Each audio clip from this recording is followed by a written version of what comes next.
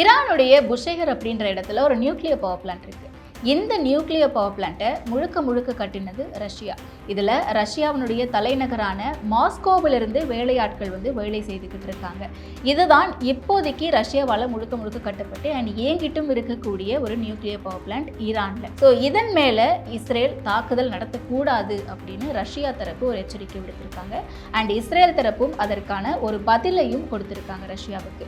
So இதனுடைய பின்னணியில் என்ன இருக்குது? ரஷ்யா இந்த எச்சரிக்கையை இஸ்ரேலுக்கு மட்டும்தான் கொடுத்தாங்களா, இல்லை அமெரிக்காவுக்கும் கொடுத்தாங்களா அப்படிங்கிறத இந்த வீடியோவில் விரிவாக பார்க்கலாம்.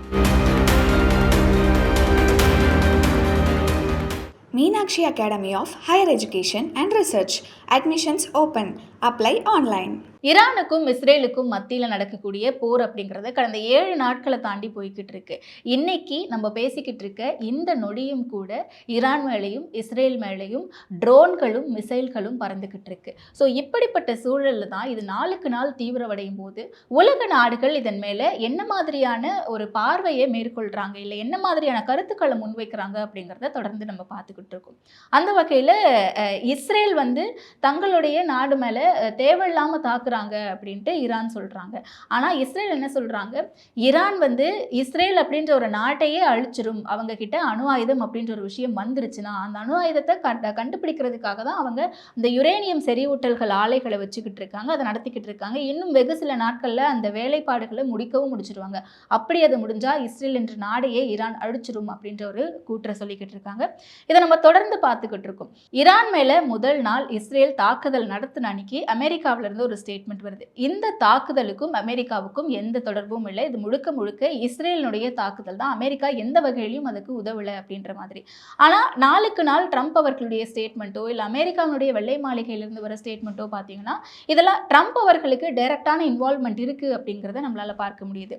குறிப்பா ஈரானுடைய உச்சபட்ச தலைவரான காமினேயி அவர்கள் எங்க இருக்காரு அப்படிங்கிறது எனக்கு தெரியும், ஆனா இப்போதைக்கு நாங்கள் அவர் எதுவும் பண்ண மாட்டோம், உடனடியாக ஈரான் நிபந்தனையற்ற சரணடையணும் அப்படின்ற மாதிரியான பல ட்வீட்ஸ் ட்ரம்ப் போடுறாரு. இது உலக அளவில் மிகப்பெரிய ஒரு அதிர்வலைகளையும் ஏற்படுத்துது. இன்னைக்கு பார்த்தீங்கன்னா வெள்ளை மாளிகையிலிருந்து ட்ரம்ப் அவர்கள் சொல்லிவிட்டதா ஒரு அஃபிஷியல் நியூஸையும் வெளியிடுறாங்க. என்ன அப்படின்னு பார்த்தோம்னா, இன்னும் 2 வாரங்கள் எங்களுக்கு டைம் இருக்கு, இந்த 2 வாரத்துக்குள்ள ஈரானுக்கு எதிரான இஸ்ரேலினுடைய தாக்குதலையோ இல்லை இராணுவ தலையீடையோ நாங்கள் கொடுக்கணுமா வேண்டாமா அப்படிங்கிறத இந்த 2 வாரத்துக்குள்ள நாங்கள் முடிவெடுப்போம் அப்படின்ற மாதிரி ட்ரம்ப் அவர்கள் சொல்லிவிட்டதா வெள்ளை மாளிகை அஃபிஷியலாகவே ஒரு அறிக்கையை வெளியிட்டிருக்காங்க, ஒரு நியூஸும் வெளிவந்திருக்கு. ஸோ இப்படிப்பட்ட சூழல்ல ரஷ்யாவினுடைய ஆதரவு யாருக்கு அப்படிங்கிறது ஆரம்பத்துல இருந்தே ஒரு கேள்விக்குறியா இருக்கு. ஏன்னா அமெரிக்காவினுடைய நிலைப்பாடு அப்படிங்கிறது டைரக்டாவே சொல்லிட்டாங்க, இஸ்ரேலுக்கு இருக்கு அப்படிங்கிறத அவங்க அதிகாரப்பூர்வமா டைரக்டாவும் சரி இன்டைரக்டாவும் சரி பல இடங்கள்ல சொல்லியிருக்காங்க. ஆனால் ரஷ்யா இஸ்ரேலை பொறுத்த வரைக்கும் ஒரு நட்பு நாடாகவும் இருக்காங்க, ஈரானை பொறுத்த வரைக்கும் ஒரு நட்பு நாடாக இருக்காங்க. ரஷ்யாவினுடைய நிலைப்பாடு இதில் என்னவா இருக்குது அப்படிங்கிறது கேள்விக்குறியாகவே இருந்துக்கிட்டு இருக்கு. இஸ்ரேலுக்கும் ஆதரவு தெரிவிக்கிறாங்க, ஈரானுக்கும் ஆதரவு தெரிவிக்கிறாங்க. அப்படின்ற பட்சத்தில் சமீபத்தில் ராய்ட்டர்ஸ் ஒரு செய்தி வெளியிடுறாங்க. அதில் என்ன சொல்கிறாங்க அப்படின்னா, ஈரான் மாஸ்கோவோட ஒரு நல்ல நட்பு நாடாக இருந்துக்கிட்டு இருக்கு, அந்த வகையில் 2 நாடுகளுக்கும் இருக்கக்கூடிய அந்த இராணுவ ஒப்பந்தங்களை இன்னும் ஆழப்படுத்துறதுக்காக அவங்க ஒரு கூட்டு ஒப்பந்தம் போடுறாங்க. இந்த ஒப்பந்தத்தை அவங்க கடந்த சில மாதங்களுக்கு முன்பு தான் போடுறாங்க. இந்த ஒப்பந்தத்தின் அடிப்படையில் தான் அவங்க செயல்பட்டு வந்துட்டு இருக்காங்க. ஈரான்ல ரஷ்யாவால் கட்டப்பட்ட ஒரு நியூக்ளியர் பவர் பிளான்ட்டும் இருக்கு. புஷேகர் அப்படின்ற இடத்துல தான் இந்த நியூக்ளியர் பவர் பிளான்ட் அமைஞ்சிருக்கு. அப்ப இஸ்ரேல் தொடர்ந்து ஈரான் மேல தாக்குதல் நடத்துறாங்க அப்படின்னும் போது ரஷ்யாவுக்கு கோபம் வருது. நம்மளுடைய பவர் பிளான்ட் அங்க இருக்கு, நம்மளுடைய ஆட்கள் அங்க வேலை செய்துக்கிட்டு இருக்காங்க மாஸ்கோல இருந்து போய், இவங்க இப்படி தாக்குதல் நடத்துறது நம்மளுடைய ஆட்களுக்கோ இல்ல அங்க நம்ம கட்டப்பட்டிருக்கக்கூடிய அந்த நியூக்ளியர் பவர் பிளான்ட்டுக்கோ ஏதோ ஒரு சேதாரம் வந்துருச்சு அப்படின்னா செர்னோபில் பவர் பிளான்ட் பிளாஸ்ட் எந்த அளவுக்கு ஒரு தாக்கத்தை ஏற்படுத்துச்சோ அந்த அளவுக்கான ஒரு தாக்கத்தை இது ஏற்படுத்துறதுக்கான வாய்ப்புகள் இருக்கு அப்படின்ட்டு ரஷ்யா சொல்றாங்க. ரஷ்யா இஸ்ரேல் கிட்ட இந்த இடத்துல எங்களுடைய பவர் பிளான்ட் இருக்கு, எங்களுடைய ஒர்க்கர்ஸ் வேலை செய்யறாங்க, நீங்க எப்படி எங்க தாக்குதல் நடத்துவீங்கன்னு கேட்கும்போது இஸ்ரேல் நாங்க அங்க தாக்குதல் நடத்தல அப்படின்ற மாதிரி சொல்றாங்க. முதல்ல இஸ்ரேல்ல இருக்கக்கூடிய ஒரு மிலிட்டரி ஸ்போக்ஸ் பர்சன் என்ன சொல்றாரு, அந்த இடத்துல தாக்குதல் நடந்துச்சு, அப்படின்ற மாதிரி சொல்றாரு. ஆனா அதன் பிறகு ஒரு மிலிட்டரி அஃபிஷியல் வந்து என்ன சொல்றாரு, ஹையர் அஃபிஷியல் அப்படின்னா, அந்த இடத்துல தாக்குதல் நடந்துச்சுன்னு சொல்ல முடியாது, நடக்கலன்னு சொல்ல முடியாது அப்படின்ட்டு ஒரு மாதிரி ட்விஸ்ட் வச்சு பேசுறாரு. ஆனா இஸ்ரேல் தரப்புல இருந்து ரஷ்யாவுக்கு ஒரு கேரண்டி கொடுக்கப்பட்டிருக்கு. என்ன அப்படின்னா, அங்க இருக்கக்கூடிய மாஸ்கோ ஒர்க்கர்ஸ்க்கோ இல்ல அந்த நியூக்ளியர் பவர் பிளான்ட்டுக்கோ எந்த ஒரு ஆபத்தும் வராது, அவங்க எல்லாரும் சேஃபா இருப்பாங்க அப்படின்ட்டு நாங்க உங்களுக்கு உறுதி அளிக்கிறோம் அப்படின்ற மாதிரியும் இஸ்ரேல் சொல்லியிருக்காங்க. அப்ப உறுதி அளிக்கிறோம்னு சொல்றீங்க அப்படின்னா, எந்தெந்த இடத்துல தாக்குதல் நடந்துச்சு அப்படின்னு கேட்கும்போது இஸ்ரேல் தரப்புல இருந்து ஒரு சில இடங்களை குறிப்பிடுறாங்க. நத்தான்ஸ், இஸ்ஃபஹான், அப்புறம் அரக், இந்த மாதிரியான சைட்ஸ்ல தான் எங்களுடைய தாக்குதல் நடந்துச்சு. இந்த இடத்துல ஈரான் வச்சிருக்கக்கூடிய பவர் பிளான்ட்ஸை நோக்கி தான் எங்களுடைய தாக்குதலை நாங்கள் நடத்தணும் அப்படின்னு சொல்றாங்க. ரஷ்யாவினுடைய இந்த எச்சரிக்கை அப்படிங்கிறது இஸ்ரேல் நோக்கி மட்டும்தான் இருந்துச்சா அப்படின்னு கேட்டா கிடையாது. அமெரிக்காவுக்கும் அவங்க வந்து தங்களுடைய எச்சரிக்கையை கொடுத்திருக்காங்க. என்ன சொல்றாங்க அப்படின்னா, வாஷிங்டனுடைய ராணுவ தலையீடு எந்த இடத்துலையுமே இருக்கக்கூடாது, இதற்கு எதிராகவும் இந்த ராணுவ தலையீட்டுக்கு எதிராகவும் நாங்க வந்து எச்சரிக்கை விடுக்கிறோம் கடுமையா அப்படின்ற மாதிரியும் ரஷ்யா வந்து சொல்லியிருக்காங்க. அப்ப ரஷ்யாவினுடைய ஆதரவு இதுல தெரியுது யாருக்கு அப்படின்னு சொல்லிட்டு. ஈரானை பொறுத்த வரைக்கும் ஈரான் என்ன சொல்றாங்க அப்படின்னா, ரஷ்யா எங்களுக்கு வந்து ஹெல்ப் பண்றேன்னு சொல்றாங்க அண்ட் வந்து எங்களோட ஒப்பந்தம்லாம் போட்டிருக்காங்க. அதே மாதிரி இஸ்ரேலை அவங்க கண்டிக்கிறதாவும் சொல்றாங்க. ஆனா இது ஏதோ ஒரு வகையில பார்க்கும்போது விளாடிமிர் புட்டின் அவர்கள் ஒரு இடத்துல நின்று 2 நாடுகளுக்கும் மத்தியில மத்தியஸ்தம் தான் செய்கிறாரு. அதாவது மீடியேட்டரா இருந்து போரை நிறுத்தணும்னு தான் சொல்றாரு. எந்த ஒரு நாட்டுக்குமே முழுமையான ஆதரவு நிலைப்பாடை எடுக்கலையோ அப்படின்ற ஒரு சந்தேகத்தையும் ஈரான் வந்து முன்வைக்கிறாங்க.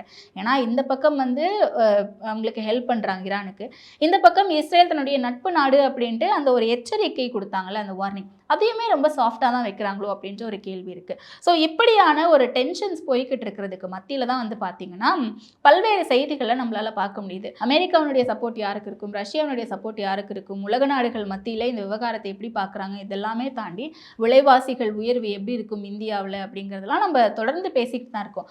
ஆனால் இஸ்ரேலில் நடக்கிற விஷயங்கள் எல்லாமே தெள்ள தெளிவாக வெளியே வருதா, அதை எல்லாத்தையுமே கரெக்டாக ஃபேக்ட் செக் பண்ணி இஸ்ரேல் வந்து வெளிப்படைத்தன்மையோட வெளியிடுறாங்களா அப்படின்னு கேட்டால் அதில் இன்னைக்கு வரைக்கும் ஒரு கேள்விக்குறி இருந்துகிட்டே தான் இருக்குது. ஏன்னா ஆரம்ப காலகட்டத்திலேருந்து ஈரானில் நடக்கிற விஷயத்தை நம்ம எல்லாருமே பார்த்துக்கிட்டு இருக்கோம். அது எல்லாமே ஓரளவுக்கு உண்மை வாய்ந்த செய்திகளாக நம்மளால் பார்க்க முடியுது. அண்ட் இஸ்ரேலை பொறுத்த வரைக்கும் எத்தனை பேர் உயிரிழந்திருக்காங்க, எத்தனை பில்டிங் வந்து இங்கே சேதம் அடைஞ்சிருக்கு அப்படிங்கிறத பற்றி அவங்க ப்ராப்பராக சொல்லலை. ஒரு சில இடங்களில் இந்தந்த சேதம் அடைஞ்சிருக்குன்னு தான் சொல்கிறாங்களே தவிர, ஏன்னா நேற்று கூட நம்ம பார்க்க முடிஞ்சது, இஸ்ரேலில் இருக்கக்கூடிய ஒரு ஹாஸ்பிட்டல் மேலே ஈரான் வந்து தாக்குதல் நடத்திட்டாங்க. அங்கே இருக்கக்கூடிய சில பேஷண்ட்ஸ் வந்து உயிரிழந்துட்டாங்க அப்படின்ட்டு இஸ்ரேல் சொல்லியிருந்தாங்க. இஸ்ரேல் வந்து இதற்கான தாக்குதலை திரும்பவும் ஈரான் மேலே கொடுக்க, ஈரான் இதற்கான தாக்குதலை திரும்பவும் இஸ்ரேலுக்கு கொடுக்க அப்படின்ட்டு மாறி மாறி இப்போ நம்ம பேசிட்டு இருக்க இந்த நிமிஷம் வரைக்கும் அங்கே ட்ரோன்ஸும் மிசைல்ஸும் பறந்துக்கிட்டு இருக்கு. ஆனால் இப்படிப்பட்ட காலகட்டத்தில் தான் வந்து பார்த்தீங்கன்னா அல் ஜசீரா ஒரு நியூஸ் ரிப்போர்ட் பண்ணுறாங்க. என்ன அப்படின்னா, அல் ஜசீரா வந்து உலகத்திலேயே ஒரு டாப் நியூஸ் நிறுவனம்னு வச்சுக்கோங்களேன். அந்த நியூஸ் நிறுவனத்துக்கே இஸ்ரேல் வந்து தடை விதிச்சிருக்காங்க, உள்ள வந்து நியூஸ் சேகரிக்க கூடாது அப்படின்னு சொல்லிட்டு. ஸோ இப்படி அங்கே ஒரு ஃப்ரீடம் ஆஃப் ப்ரெஸ் இருக்கா, அங்கே இருக்கக்கூடிய பத்திரிகையாளர்கள் எல்லாருமே சுதந்திரமாக வேலை செய்கிறாங்களா அப்படின்னு கேட்டால் அது இன்னைக்கு வரைக்குமே ஒரு கேள்விக்குறியாக தான் இருந்துக்கிட்டு இருக்கு. ஏன்னா இஸ்ரேல் வந்து மீடியாவை கண்ட்ரோல் பண்ணணும்னு நினைக்கிறாங்க. அங்கே இருக்கக்கூடிய உள்ளூர் மீடியாக்களாக இருக்கட்டும், அங்கே வெளியிருந்து வந்து அங்கே நியூஸ் கவர் பண்ணக்கூடிய வெளியூர் மீடியாக்களாக இருக்கட்டும், எல்லாருக்குமே கட்டுப்பாடுகள் விதிச்சிருக்காங்க. குறிப்பாக உள்ளூர் மீடியாக்களை பொறுத்த வரைக்கும் அவங்களுக்கு சில புதிய விதிகளை கொண்டு வந்திருக்காங்க. அந்த விதிகளின் அடிப்படையில் தான் நீங்கள் வந்து இயங்கணும், என்ன மாதிரியான நியூஸ் போடணும், என்ன மாதிரியான நியூஸ் போடக்கூடாது அப்படிங்கிறத வந்து நாங்கள் சொல்கிற இந்த விதிகளின் அடிப்படையில் தான் நீங்கள் பின்பற்றணும் அப்படின்ற மாதிரி ஒரு கட்டுப்பாடுகளை விதிச்சிருக்காங்க. புதிய விதிகளையும் உங்களுக்கு கொடுத்துருக்காங்க. ஸோ காசாவில் நடந்த இந்த போரில் வந்து பார்த்தீங்கன்னா கிட்டத்தட்ட சிவிலியன்ஸ் அப்படி இப்படின்ட்டு 54,000 பேர் இது வரைக்கும் இறந்திருக்காங்க அப்படிங்கிறத நம்ம தொடர்ந்து செய்திகளில் பார்த்துக்கிட்டு இருக்கோம். ஆனால் வெறும் ஜேர்னலிஸ்ட் மட்டுமே 164 பேர் இதில் கொல்லப்பட்டிருக்காங்க அப்படின்னு சொல்லிட்டு இந்த சர்வதேச பத்திரிகையாளர்கள் கூட்டமைப்பு வந்து சொல்லியிருக்காங்க. ஸோ இப்படியான விஷயங்களை இஸ்ரேல் வந்து ஏன் இவ்வளோ கண்ட்ரோல்கள் கொண்டு வந்திருக்காங்க? அப்போ இன்னும் நம்ம பார்க்கக்கூடிய இந்த விஷயங்கள் எல்லாமே முழுமையாக வெளிப்படைத்தன்மையோட இஸ்ரேல் தரப்புல இருந்து வெளியே சொல்லலையா? இஸ்ரேல் எதை வந்து பாதுகாக்கிறாங்க அப்படின்ற ஒரு கேள்வியும் இருக்குது. ஏன்னா சமீபத்தில் நெத்தன்யாகு அவர்கள் பேசும்போது என்ன சொல்கிறாரு அப்படின்னா, ஈரானில் வந்து ஒரு ரெஜைம் சேஞ்ச் நாங்கள் கொண்டு வருவோம், அதாவது ஆட்சி மாற்றத்தை நாங்கள் கொண்டு வரணும் அப்படின்ற மாதிரி சொல்கிறாரு. ஒன்று அவங்க தயாரிக்கக்கூடிய அந்த நியூக்ளியர் பவர் பிளான்ட் ஸ்டேஷன்ஸை நாங்கள் தகர்க்கணும், அப்படி இல்லை இல்லையா நாங்கள் அந்த இடத்துல ஆட்சி மாற்றத்தை கொண்டு வருவோம் அப்படின்னு சொல்கிறாங்க. அண்ட் இஸ்ரேல் தரப்புல இருந்து நடக்கக்கூடிய எந்த விஷயங்களுமே அஃபிஷியலாக எது வெளியே வரணும் வெளியே வரக்கூடாது அப்படிங்கிறது அவங்க தான் டிசைட் பண்ணுறாங்க அப்படின்னும் போது இப்போ அது உள்ள வேறு ஏதாவது மர்மங்கள் இருக்கிறதுக்கான சாத்தியங்களும் இருக்கோ அப்படின்னும் பல்வேறு தரப்பினர் ரொம்ப கூர்ந்து இஸ்ரேலை கவனிச்சுக்கிட்டு இருக்காங்க. அண்ட் 2 நாட்டினுடைய இராணுவ தளவாடங்களை பற்றி பார்க்கும்போது இஸ்ரேல் கிட்ட கொஞ்சம் அதிகமாகவே இருக்காங்க அப்படின்னு சொல்லப்படுது. இஸ்ரேல் வந்து சோல்ஜர்ஸ்லேருந்து மிசைல்ஸ்லேருந்து டேங்க்ஸ்லேருந்து எல்லாமே அதிகமாக வச்சுருக்காங்க ஈரானை விட அப்படின்னு பார்த்தாலுமே கூட ரொம்ப பெரிய வித்தியாசம்லாம் இல்லை. ஈரானையும் இஸ்ரேலையும் கம்பேர் பண்ணும்போது இஸ்ரேல்கிட்ட அதிகமாக இருக்குது. ஆனால் ஈரானை விட ரொம்ப அதிகமாக இருக்கான்னு கேட்டால் கிடையாது. ரெண்டுத்துக்குமே ஒரு ஃபியூ நம்பர்ஸ் தான் டிஃப்ரென்ஸ் இருக்கும். அந்த அளவில் தான் வந்து இவங்க குறைஞ்சிருக்காங்க ஈரான் இஸ்ரேலை விட. ஆனால் ஈரானுங்கிறது இந்தியாவில் பாதி அளவிற்கு இருக்கக்கூடிய ஒரு பெரிய நாடு. இஸ்ரேல் அப்படிங்கிறது ஒரு சின்ன நாடு. ஸோ இந்த சின்ன நாட்டுக்கு அவங்க இவ்வளோ இராணுவங்கள்லாம் வச்சுட்டு இவங்க மேலே அந்த தாக்குதல் நடத்துகிறாங்க அப்படின்னும் போது அது தாக்கி பிடிக்க முடியுமா இஸ்ரேலால்? அவ்வளோ பெரிய நாடை அழிச்சிட முடியுமா அப்படின்ற ஒரு கேள்வியும் இருக்குது. அண்ட் அதே மாதிரி ஈரான் வந்து நினச்சா இஸ்ரேல் சின்ன நாடு தானே தாக்கிடலாமே அப்படின்னு நம்ம பார்க்க முடியும். ஆனால் அதில் தான் ஒரு ட்விஸ்ட் இருக்குது. அமெரிக்காவுடைய சப்போர்ட் இருக்குது இஸ்ரேலுக்கு. அண்ட் இப்படியான விஷயங்களுக்கு மத்தியில் தான் இஸ்ரேல் வந்து எப்படியும் பலமாக இருக்காங்க. இன்னும் 2 வாரத்தில் ட்ரம்ப் அவர்கள் சொன்ன மாதிரி அவர் ஒரு முடிவு எடுத்துருவார். ஈரானுக்கு அகெயின்ஸ்டாக இருக்கணுமா வேண்டாமா, இஸ்ரேலுக்கு இராணுவ தளவாடங்களை கொடுத்து உதவணுமா வேண்டாமா, தங்களுடைய இராணுவ தலையீடு இந்த விஷயத்தில் இருக்கணுமா வேண்டாமா அப்படிங்கிறது இன்னும் 2 வாரத்தில் முடிவு பண்ணிடுவாங்க.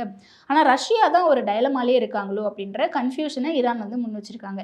எங்களுக்கு அவங்க ஆதரவு தெரிவிக்கலாம், இஸ்ரேலுக்கு அவங்க எதிர்ப்பு தெரிவிக்கலாம், இஸ்ரேலை கண்டிக்கலாம். ஆனாலும் கூட அவர் 2 பேருக்கும் நடுவில் நின்று ஒரு மீடியேட்டராக தான் இருக்கார் புத்தின் அவர்கள். ஒரு ஒரு மத்தியஸ்தராக தான் இருக்கார். இன்னும் முழுமையான ஆதரவையோ எதிர்ப்பையோ எந்த இடத்துலையுமே அவர் தெரிவித்த மாதிரி தெரியல அப்படின்னு தங்களுடைய குற்றச்சாட்டையும் வைக்கிறாங்க. ஸோ இந்த விவகாரம் எதில் போய் முடிய போகுது, எப்படி நடக்க போகுது, ஒருவேளை நியூக்ளியர் ரியாக்டர்ஸோ நியூக்ளியர் பாமையோ இவங்க தாக்குறாங்க அப்படின்ற பட்சத்தில் இஸ்ரேல் ஒரு மிகப்பெரிய பேரழிவு ஏற்படும். அது ஈரானுக்கு மட்டும் இல்லை, அங்கே ஈரானை சுற்றி இருக்கக்கூடிய அந்த மிடில் ஈஸ்ட் கண்ட்ரீஸ் பல கண்ட்ரீஸுக்குமே வந்து இது பேராபத்தில் போய் முடியும். ஹிரோஷிமா நாகாசாகியில் பார்த்த மாதிரி, செர்னோபில் நியூக்ளியர் பவர் பிளான்ட் பிளாஸ்டில் பார்த்த மாதிரி அதை விட மிகப்பெரிய அளவில் டபுள் ட்ரிப்பிளாக இதனுடைய தாக்கம் இருக்கும் அப்படிங்கிறதையும் ஆய்வாளர்கள் சொல்லிக்கிட்டு இருக்காங்க. என்ன நடக்கும் அப்படிங்கிறத பொறுத்திருந்து பார்க்கலாம். Meenakshi academy of higher education and research. Admissions open. Apply online.